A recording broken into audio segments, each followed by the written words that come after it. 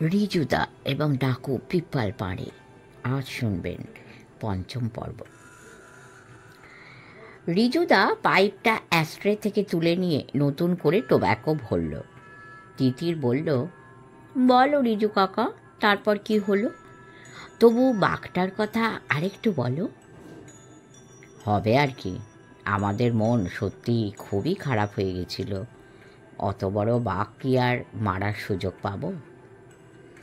তখন অবশ্য আমাদের কারোরই জানা ছিল না যে তার কয়েক বছর পরেই সুব্রত আর ইজাহার দুজনে মিলে সীতাগড়া পাহাড়ে যে মানুষ খেকো বাঘটা অত্যাচার শুরু করেছিল, পিঞ্জরাপোলের এবং সীতাগড়া পাহাড়ের নিচের গ্রামগুলির গরু, মোষ এবং মানুষ মেরে সেই বাঘটাকেই মারবে। সে বাঘ এই বাঘের চেয়েও অনেকই বড়, 10 ফিট 6 ইঞ্চি ছিল। ও বিটুইন দ্য কার্ভস? তালেবর ভটকাই জিজ্ঞেস করল। না, বিটুইন দ্য পেগস, রিজুদা বলল।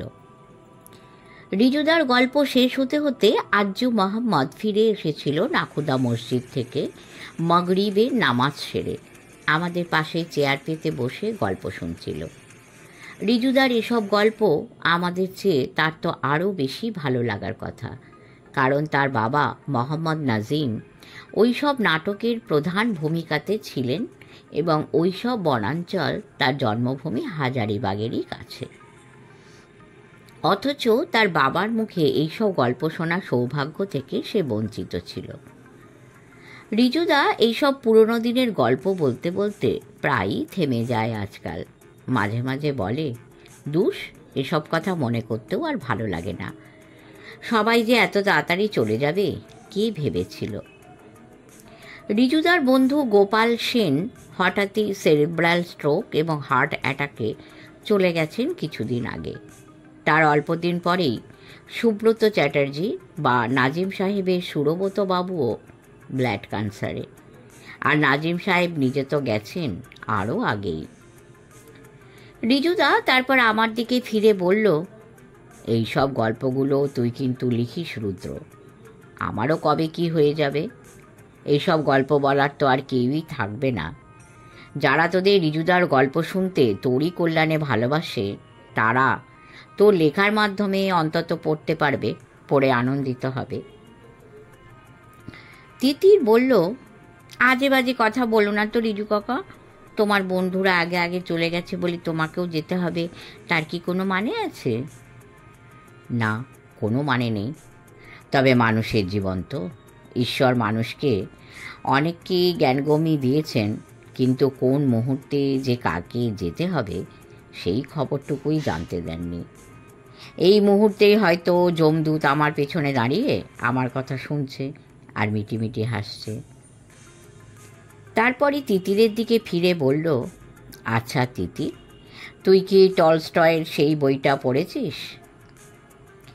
আমাদের মধ্যে তিতিরই পড়াশুনোতে ভালো বলে রিজুদা সব সময় ওকেই জিজ্ঞেস করে এসব। তাতে আমাদের খারাপ যে একটু লাগে না তা নয়, তবে কথাটা তো সত্যি যে তিতির আমাদের চেয়ে অনেক বেশি জানে এবং শোনে। তিতির বলল, কোন বইটার কথা বলছো রিজু কাকা? টলস্টয়ের হোয়াট মেন লিভ বাই, একটা চটি বই, একটা বড় গল্পই বলতে গেলে। তিতির মাথা নাড়ল। ভটকায় বলল, আমিও পড়েছি, যদিও আমাকে তুমি জিজ্ঞেস করনি, করেছো তিতিরকেও, তবু নির্লজ্জের মতনই বললাম। পড়েছিস তুই? বলিস কি রে ভটকু, কে তোকে পড়তে দিল? আমাকে আর কে কি পড়তে দেয়? তোমারাই তো সকলেরই ধারণা যে আমি একটা হাঁদা ছেলে। তবে ওই বই পেলি কোথায়? আমাদের পাশের বাড়ির গোপের মেসমশাই মারা গেলেন গত মাসে মিনিবাস চাপা পড়ে। তখন বেটে কাকা এই বইটি গোপের মেসো স্ত্রী মানে মণি কাকিমাকে এনে দেন পড়বার জন্য। কিন্তু মণি কাকিমা কৃষ্ণ ভাবিনী স্কুলে ক্লাস 5 অবধি পড়েছে মোটে, ইংরেজি বই পড়ে মানে বুঝলে তো। তবে বাংলা নভেলের পোকা একেবারে। সুনীল গাঙ্গুলি, নিমাই ভট্টাচার্য, শঙ্করের বই গোগ্রাসে গেলে। তাই আমাকেই একদিন মণি কাকি বললে, বাবা ভটকু, তোর মেটে কাকা বইটা এনে দিল, একটু পড়ে গল্পটা আমাকে বলে দিবি না ইংরেজিতে। তা তোর বেটে কাকাকেই তো বলতে পারতেন উনি। আমি জিজ্ঞেস করলাম, আধুস কী যে বলিস? ভটকাই বলল এমনভাবে যেন আমি জলের সঙ্গে তেল মেশাতে বলেছি। কেন দুস কেন? আরে বেটে কাকার সঙ্গে পাড়ার মেয়ে মণি কাকিমার লভ ছিল না ছেলেবেলাতে, পাড়া সকলেই জানে। বেটে কাকার দুপুরবেলা একা মণি কাকিমাকে গপ্প পড়ে শোনানোতে বিস্তর অসুবিধে ছিল, তাই তো অগতির গতি আমি। রিজুদা বলল, কার সঙ্গে কার লভ ছিল তা আমাদের না জানলেও চলবে, কিন্তু আমি জানতাম যে তোদের পাড়াতে তুই সবচেয়ে কম শিক্ষিত। এখন দেখছি তোর চেয়েও, ইয়েস, আমার চেয়েও কম শিক্ষিত অনেকেই আছে। তা যাই হোক ভটকাই, ওই গল্পটা পড়েছিস যখন তুই, তিতির আর রুদ্রকে একসময় গল্পটা শুনিয়ে দিস। তারপরে বলল, যে মানুষেরা ঈশ্বরে বিশ্বাস করে না তাদের সকলেরই পড়া উচিত ওই গল্প। ঈশ্বরের ধারণার সঙ্গে যে বিজ্ঞানের বা যুক্তির কোনো রকম ঝগড়া নেই, তোরা আরও বড় হলে আরও অনেক পড়াশুনো করলে জানতে পারবি। যাদের পড়াশুনো কম তারাই পুঁটি মাছের মতো অল্প জলে ফরফর করে। যারা সত্যিই জ্ঞানী তাদের চলা জলের গভীরে গহনে, জলের উপরে চেয়ে বোঝা পর্যন্ত যায় না তা। আমি বললাম, আবার ফিরে চলো রিজুদা টুটি লাওয়াতে, আমরা ডাকু পিপ্পল পাড়ের গল্প শুনতে চাই। হ্যাঁ, সেদিনই রাতে খাওয়া দাওয়ার পরে সুরব্রত বাবুকে হাজারিবাগে পাঠিয়ে দিলেন নাজিম সাহেব ইজাহারের সঙ্গে খোলা জিপে। খোলা জিপে কেন? তা না হলে পিপ্পল জানবে কি করে যে সুব্রত সেই জিপে নেই? জিপে সুব্রত রাইফেল নিয়ে ইজাহার আর নাজিম সাহেবের রাইফেল নিয়ে ইমতিয়াজ বডিগার্ড হিসেবে সঙ্গে গেল। ইজাহার জিপ চালাবে, পাশে গুলি ভরা রাইফেল শুইয়ে রেখে। সুব্রতকে নিরাপদে পৌঁছে দিয়ে এসপি সাহেবের বাংলোতে ওরা আবারও রাতেই ফিরে আসবে এবং এখানেই খাওয়া দাওয়া করবে। সুব্রতকে বর রওনা করিয়ে দেওয়ার মতো করে উলু দিয়ে রওনা করিয়ে দেওয়া হলো। তারপর আমি আর গোপাল বললাম নাজিম সাহেবকে, এবার আমরা দুজনে একটু ঘুরে আসি। কোত্থেকে? দু চোখ ডিপার করে বললেন নাজিম সাহেব, দেখি পিপ্পল পাড়ের সঙ্গে দেখা হয় নাকি। কে যেন বলছিল যে ঠিকাদারের লোকেরা ওল্ড চারটা রোডের পাশে আজই বিকেলে এসে ডেরা করেছে। গাছ কাটার জন্যেই ওরা এসেছে ঠিকাদারের হয়ে, সবাই তো স্থানীয় লোকই। ওদের সঙ্গে একটু মিলে মিশে দেখে আসি পিপ্পল পাড়ের রাহান সাহান জানা যায় নাকি। নাজিম সাহেব বললেন, একদিনে অনেকই ধকল গেছে, তাছাড়া রাতে আপনাদের আমি পিপ্পল পাড়ের সঙ্গে টকরাতে যাবার জন্য কখনোই ছাড়ব না। এ শখের শিকার নয় খোকাবাবুরা, এতে জান কি খাতরা। গোপাল রাগের গলাতে বলল, এই খোকাবাবু বলিয়েগা, হাম লোগোं ने খোকাবাবু না হ্যায়। আর তা বাঘ শিকারি কি জান কি খাতরা নেই? আমি বললাম। নাজিম সাহেব আমাকে ডেঁটে দিয়ে বললেন, আরে বাঘ তো ফার্স্ট ক্লাস জেন্টেলম্যানই না হ্যায়, কিন্তু পিপ্পল কি করতে পারে আর কি পারে না তা কেউই বলতে পারে না। না না, এক খোকাবাবুকে তো চালান করে দিলাম, কিছু একটা হয়ে গেলে আপনাদের মা বাবাকে আমি কি বলবো গিয়ে? খরগোশ আর তিতির মারার নাম করে এসে ডাকাতের সঙ্গে টকরানো, ওইসব বদতিমিজি করতে হয় তো নিজেরা একা একা এসে নিজেদের দায়িত্বে করবেন। নাজিম মিয়া উপস্থিত থাকতে ওই রকম দুঃসাহস বরদাস্ত করবে না। সাহস ভালো ছাওড়া পোট্টার, কিন্তু দুঃসাহস কখনোই ভালো নয়। জবরদস্ত পুলিশ সাহেব চ্যাটার্জি সাহেবের এত বড় ফোর্সই চোখের জলে নাকের জলে হয়ে গেল, আর আপনারা তো বাচ্চা ছেলে। চলিয়ে কাল হাম লোগোं ने भी लौट के जाएगा। গোপাল মুখ গোঁজ করে বসে রইল। আমাদের না হলো বাঁক মারা, না ডাকাতের সঙ্গে মোলাকাত।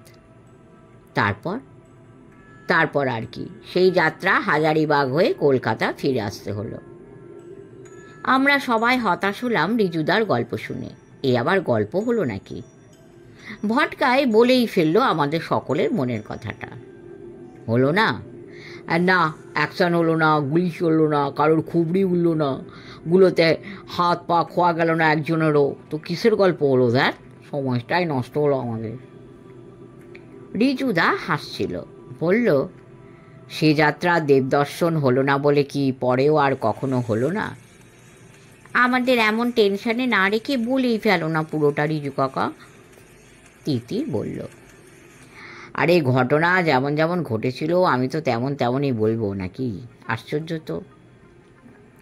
আমি বললাম, আরে ধৈর্য ধরো না, হবে। এমন সময় গদাধরদা চাকা লাগানো ট্রলির ওপরে চায়ের পেয়ালা, পিরিচ আর চকোলেট ক্রিম বিস্কিট নিয়ে এলো। চায়ের পটে চা, দুধের পটে দুধ, চিনির পটে চিনিও নিয়ে। আসা মাত্র তিতির কাজে নেমে পড়ল। চা খাওয়া হলে রিজুদা বলল, তখন আমার আর গোপালের ক্লাস 10, টেস্ট পরীক্ষা দিয়েই অল্প কদিনের করারে গেছিলাম। কলকাতা ফিরতেই স্কুল ফাইনাল পরীক্ষার আগে কোথাও যাওয়া চলবে না বলে ফতোয়া জারি হলো। অ্যাডিশনাল ম্যাথস পরীক্ষা যেদিন শেষ হলো সেদিনই গোপালদের বাড়ির উল্টো দিকে একটা মাদ্রাজি কফির দোকানে বসে ধোসা আর কফি খেতে খেতে আমরা ঠিক করলাম চাতরাতে যাব সোজা। সেখানে গোপালদের একটা বিড়ি পাতার মস্ত ব্যবসাদারের মক্কেল আছে। তার কাছে গিয়ে ডাকু পিপ্পল পাড়ের সঙ্গে যোগাযোগের চেষ্টা করব। আমি বললাম, নাজিম সাহেব প্রায়ই একটা কথা বলেন না, গুরু গুড় চেলা চিনি। আমরা এবারে প্রমাণ করব যে প্রবাদটা সত্যি। আরও আগে বারো রিজুদা সোজা চাতরাতে। হ্যাঁ, রেজাল্ট বেরোবার অনেকই দেরি। দুজনে তো বন্দুক কাঁধে করে রাঁচি এক্সপ্রেসে চড়ে বসলাম। তখনও হাটিয়াতে হেভি ইঞ্জিনিয়ারিংয়ের কারখানা হয়নি। রাঁচিতে নেমে রাতু রোড বাস স্ট্যান্ডে এসে চাতরার বাস ধরলাম। বিজুপাড়া হয়ে, কুরু হয়ে, চাঁদুয়াটরি হয়ে, বাঁকড়া বা জাবড়া মোড় হয়ে আমরা যখন চাতরাতে লগনপ্রসাদ অ্যান্ড কংয়ের গদিতে গিয়ে পৌঁছলাম তখন প্রায় সন্ধে হয়। তখন তো আজকালকার মতো দ্রুতগামী বাস ছিল না, পথঘাটও ভালো ছিল না। মাঝবয়সী লগনবাবু আমাদের খুব খাতির করে তার অতিথিশালাতে ওঠালেন। ট্রেনে রাত জেগে এসেছি এবং সারাদিন বাসে এসেছি বলে গায়ে ব্যথা হতে পারে ভেবে দুজনের জন্য দুজন খিদমতকার ঠিক করে দিলেন। পুরি সবজি তৈরি হতে লাগলো। খাঁটি ঘিয়ের গন্ধে ভুরভুর করছিল চারদিক। আমরা যে ডাকাতের সঙ্গে এনকাউন্টার করতে এসেছি তা তো আর ওকে বলিনি। বললে গোপালের বাবা জেনে যেতেন। বলেছিলাম শিকার করতেই যাচ্ছি। লগনবাবু বললেন, আমি তো জৈন হচ্ছি, জীবনে মোসাভি মারিনি মশাই, শিকারের কিচ্ছু জানি না। আমি সফর আলীর সঙ্গে আলাপ করিয়ে দেবো আর সঙ্গে দিয়ে দেবো লটকাকে। ওদের নিয়ে যান আপনারা দুজনে, আর একজন নৌকর দিয়ে দেবো রান্না বান্না খিদমতকারি করার জন্যে। মিলিটারি ডিসপোজালের জিপটা নিয়ে যান, আপনারা দুজনেই তো গাড়ি চালাতে জানেন। ব্যাস, আর কিছুরই দরকার নেই। আমরা একসঙ্গে বললাম। রাতে খাওয়াটা জোর হলো। নানা রকমের আচার, আলুর চোখা, বেগুন ভাজা, কুলের চাটনি, তারপর রসগোল্লা আর রাবড়ি। তখন দুধ খাঁটি ছিল আর চাতরার মিষ্টিরও খুব নাম ছিল। ঠিক হলো নাস্তা করেই আমরা বেরিয়ে পড়ব। বাঁকড়া মোড় হয়ে সিমারিয়াতে গিয়ে সেখানে লগনবাবুর ব্রাঞ্চ অফিসেই থাকব। বিড়ি হয় কেন্দু পাতা দিয়ে। জঙ্গলের কাজ শুরু হবে কিছুদিনের মধ্যে। তখন জঙ্গলের মধ্যে মধ্যেও নানা জায়গাতে ওদের ক্যাম্প পড়বে কেন্দু পাতা সংগ্রহের জন্য। দেখতে দেখতে হয়ে গেল 3 দিন, মানে সিমারিয়াতে।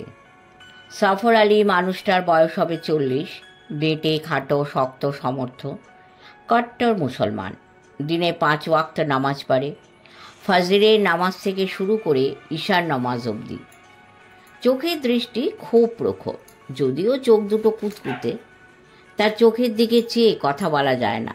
মাথায় সাদা ফুলকাটা টুপি, একটু তোতলা, কাঁধে একনলা মুঙ্গেরি বন্দুক, সম্ভবত বেপাশি। আর লটকা মানুষটির বয়সও ওই রকমই, বেজায় মোটা, কালো ভুচুং, পরনে ঢোলা লালচে হয়ে যাওয়া পায়জামা আর হাতা গোটানো সাদা খদ্দরের পাঞ্জাবি, পায়ে চটি, তা থেকে গোড়ালির দিকের 8খানা পা বাইরে বেরিয়ে থাকে, হাতে একটি রোগা লাঠি, মুখে সবসময় পান জর্দা, কপালে সিঁদুরের টিপ। সকালে চান করে উঠেই সে কালী পুজো করে, কানে একটি জবা ফুল গোঁজে আর মেটে সিঁদুরের টিপ পরে, আর কথায় কথায় বলে লে লটকা। একজন গোঁড়া মুসলমান আর একজন গোঁড়া হিন্দুর মধ্যে আমরা দুজনে একেবারে স্যান্ডউইচ হয়ে আছি। ডিম মুরগি খাবো, আবার শিকার করা মাংসও খাবো, তাই আমাদের প্রথম দিনই দুপুরে নিরামিষ খাবারের পরে ডাকবাংলোতে পাঠিয়ে দিয়েছে চন্দনমল পুগালিয়া, লগনবাবুর সিমারিয়ার ডিপোর কর্মচারী সফর আলী লটকা এবং আমাদের খিদমতগার রামখিলানো। সকলেই আমরা সিমারিয়ার ডাকবাংলোতেই আছি। জিপটা আমাদের সঙ্গেই আছে। চন্দনমল পেট্রোল পাম্পে আমাদের নিয়ে গিয়ে মালিকের সঙ্গে আলাপ করিয়ে দিয়েছে। বলেছে যখনই তেল লাগবে বা অন্য যা কিছু লাগবে তা যেন উনি দিয়ে দেন লগনচাঁদ অ্যান্ড কোম্পানির অ্যাকাউন্টে খরচ লিখে। এও বলেছে যে কোম্পানির অডিটর এরা কলকাতা থেকে শিকারে এসেছেন, দেখবেন যেন কোনো অসুবিধা না হয়। আমি রিজুদাকে থামিয়ে দিয়ে বললাম, মুলিমালোয়া থেকে সিমারিয়া কত দূর? আমরা যখন অ্যালবিনো রহস্য ভেদ করার জন্য গেছিলাম মুলিমালোয়াতে, তখন কি সিমারিয়াতেও গেছিলাম? হ্যাঁ, সিমারিয়ার ওপর দিয়েই তো গেছিলাম। এখন তো সব ভিড়ে ভিড়াক্কার হয়ে গেছে। পিপ্পল পাড়ের সঙ্গে যখন আমাদের টক্কর হয়েছিল সে তো 40 বছর আগের কথা। তখন সিমারিয়া বা টুটিলাওয়া খুবই শান্তির জায়গা ছিল। পৃথিবীর সব জায়গাতেই শান্তি ছিল। মানুষ বেড়ে গিয়ে জনসংখ্যা গিনিপিকের মতো বেড়ে গিয়েই সব কিছু শেষ হয়ে গেল। মানুষের বাসের যোগ্য আর রইল না, জঙ্গলও সব শেষ হয়ে গেল। তা ঠিক, তিতির বলল। অথচ জনসংখ্যা কমাবার জন্যে কারো কোনো মাথা ব্যথাই নেই। অশিক্ষিত অভুক্ত মানুষ যত বাড়ে ততই তো রাজনৈতিক দলেদের সুবিধা, ততই তো তাদের একটা ধুতি, 4টে রুটি, 1 বোতল দেশি মদ দিয়ে 10-20টা টাকা দিয়ে 5 বছর অন্তর ভোট কিনতে সুবিধা। দেশের মানুষ সবাই শিক্ষিত এবং সচ্ছল হয়ে গেলে তো ধোঁকা দিয়ে ভোট পাওয়াটা অসুবিধের হয়ে যাবে। দেশে প্রকৃত উন্নতি হয়ে যাবে যে। আর তাহলে রিজুদার বন্ধু সুব্রতদার ভাষায় বলতে গেলে বলতে হয়, এই ধড়িবাজ মানুষগুলোর কি হবে? রাজনীতি যাদের একমাত্র পেশা। ভটকায় বলল, বাবা তুমি কত কি ভাবো। রিজুদা বলল, তুইও দেশের জন্য ভাবিস ভেটকু। আর ভাবা তো সকলেরই উচিত রিজুদা, তাই না? তাছাড়া দেশকে ভালোবাসতে তো তোমার কাছ থেকেই শিখেছি। দেশ তো আমাদের প্রত্যেকেরই সম্পত্তি, আর আমাদের বলে মনে করলে ভালো তো বাঁচতেই হয়। তিতির বলল, ঠিক বলেছ ভটকায়। তারপর বলো রিজুদা। আমি বললাম, হ্যাঁ, ভোরবেলা বেরিয়ে একটু আধটু শিকার করি আমাদের সকলের খাওয়ার জন্যে। তিতির, বটের, ময়ূর, শুয়োর, কোটরা হরিণ, বনমুরগি। হাঁটা হয় বেশ কয়েক মাইল। সঙ্গে সফর আলীও যায়। লটকা বাংলোতে থেকে ম্যানেজারি করে, স্যালাড বানায়, সিমারিয়ার কালুর দোকান থেকে বালুশাহি আনিয়ে রাখে এবং রাবড়ি বানোয়ারির দোকান থেকে মিষ্টি পান। রোজই বিনা পয়সার ভোজ। দুপুরে খাওয়া দাওয়ার পর ঘুম লাগায় লম্বা। তারপর সন্ধে লাগার আগে আগেই বানোয়ারির পানের দোকানের সামনের বেঞ্চে গিয়ে বসি দুজনে। উল্টো দিকে লাল্লুর দোকান থেকে চা নিয়ে খাই আর বানোয়ারির দোকানের পান। কলেজে ওঠার আগে তোমরা পান খেতে? তিতির বলল, আরে পান খাওয়ার জন্যে কি আর যেতাম? প্রত্যেক ছোট জায়গায় পানের দোকানই হচ্ছে গসিপ সেন্টার। কত লোক আসছে যাচ্ছে, কেউ পায়ে হেঁটে, কেউ বাসে, কেউ বা সাইকেলে, কচ্চিৎ কদাচিৎ কেউ গাড়িতে বা জিপে। পরচর্চার এমন জায়গা আর হয় না। অনেক কাপ চা আর পান না খেলে কোন অছিলাতে আমরা সেখানে বসে থাকি। তাছাড়া আমরা যে পরদেশি কোকিল তা তো স্থানীয় সকলেই জানে। নানা কথা, নানা আলোচনা কানে আসে। তার মধ্যে পিপ্পল পাড়ের নতুন কীর্তিও ডালপালা বিস্তার করে আসে। যারা দোকানে আসে তাদের মধ্যে পিপ্পল পাড়ের চরও নিশ্চয়ই থাকে, নইলে তারাও বা খবর পাবে কি করে? কোন বড়লোকের বাড়িতে বিয়ে আসছে, কে গেজেতে করে বিস্তর টাকা নিয়ে গরু কিনতে যাচ্ছে কোন হাটে, কে জঙ্গল ডাকতে যাচ্ছে হাজারিবাগের ডিভিশনাল ফরেস্ট অফিসারের অফিসে, যেখানে জঙ্গলের নিলাম ডাকা হবে সেখানে বিস্তর ক্যাশ টাকা ডিপোজিট দিতে। এইসব খবর না পেলে ডাকাতি করে ওরা পাবে কি? কখনো বা কোনো জমিদার বা বানিয়া কার ওপরে কী অত্যাচার করলো তারও বৃত্তান্ত চুঁইয়ে আসে বানোয়ারির এই পানের দোকানে। সেদিন সন্ধেবেলা বানোয়ারির পানের দোকানে বসে গল্প করতে করতে রাত কত হয়েছে খেয়ালই ছিল না। স্থানীয় মানুষদের গল্প গাছাতে এমনই মগ্ন হয়ে উঠেছিলাম আমরা। ইতিমধ্যে দেখি সফর আলী গুটি গুটি আসছে দোকানের দিকে।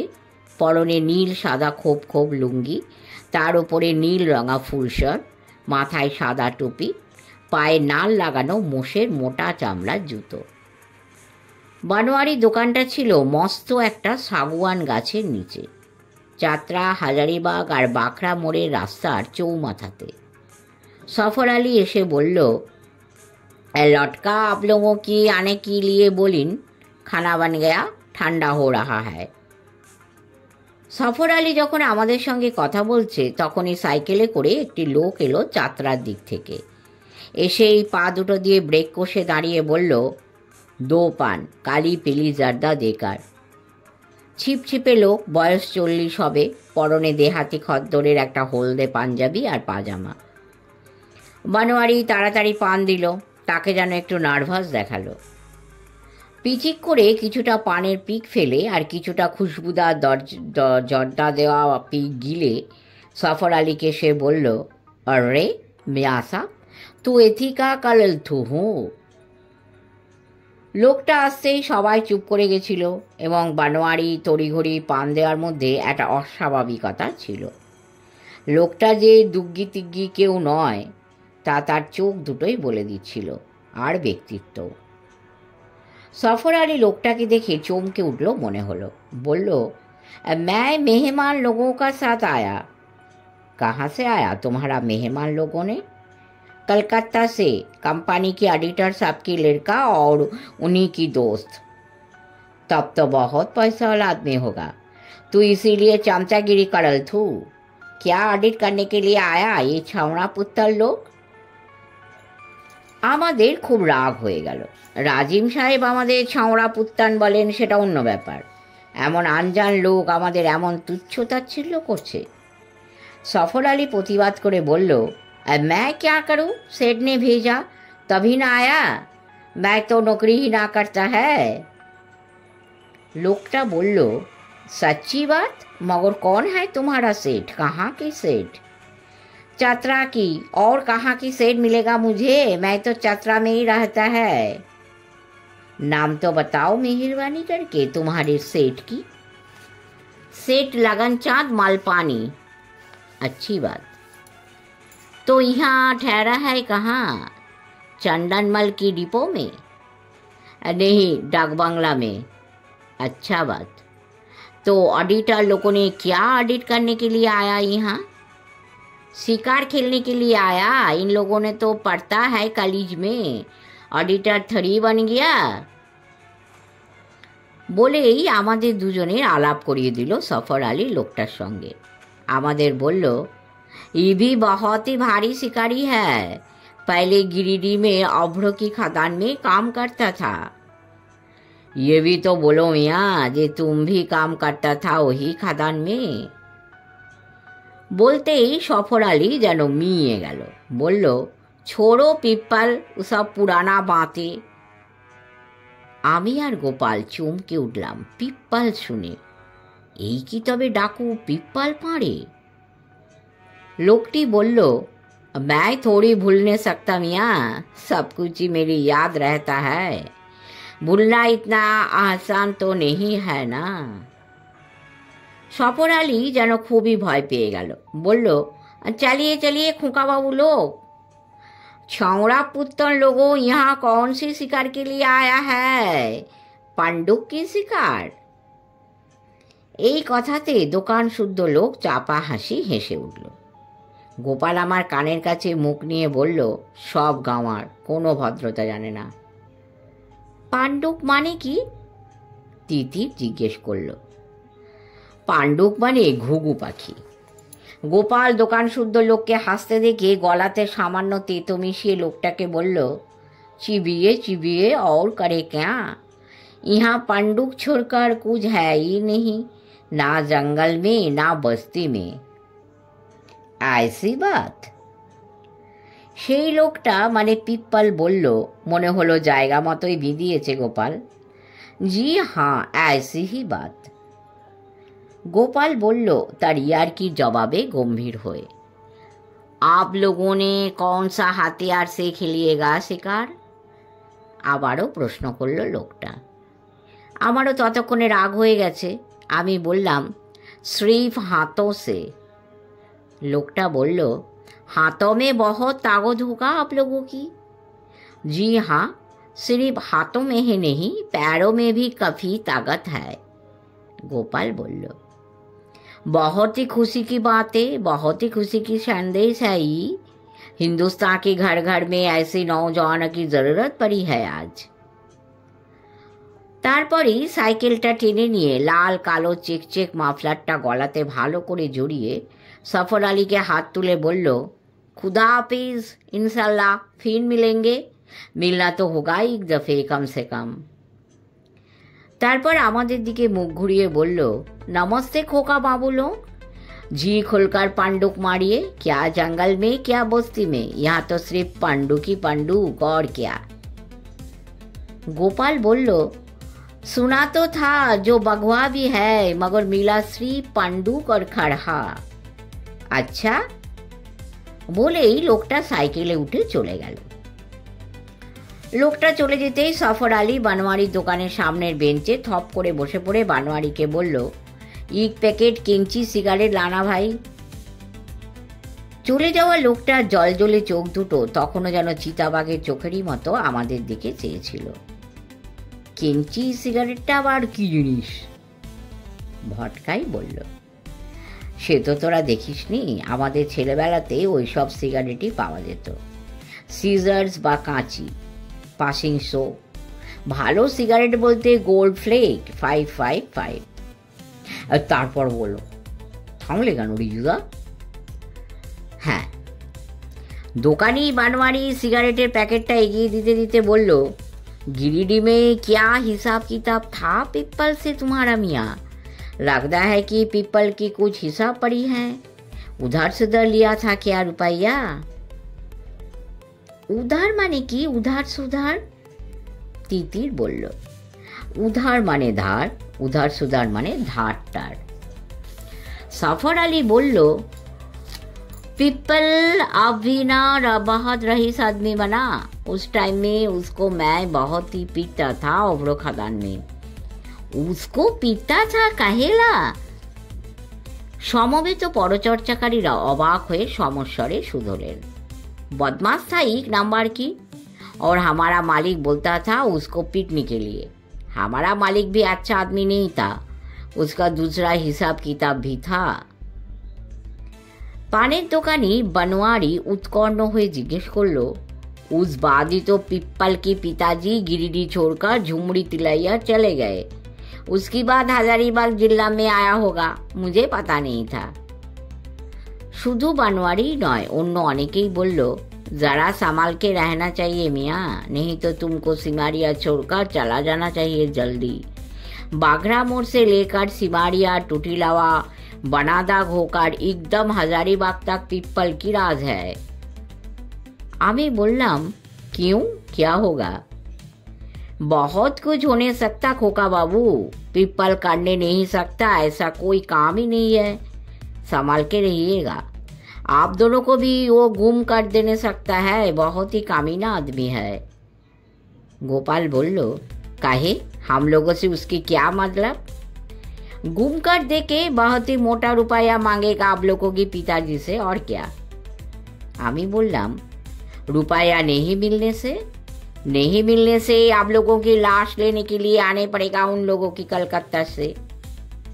आमी बोललाम যেন খুবই ভয় পেয়েছে এমন ভাব দেখিয়ে, अरे ये तो बड़ी खतरा बन गया। जी खोका बाबू लोग, अब भी खतरा बना नहीं मगर बनने सकता।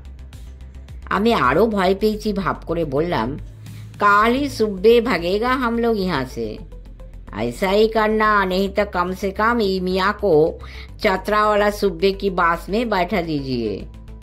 সফর আলী বলল। গোপাল বলল, দেখে ক্যা করে সোচেগা। তারপর আমরা তিনজন হেঁটে ডাক বাংলোর দিকে এলাম।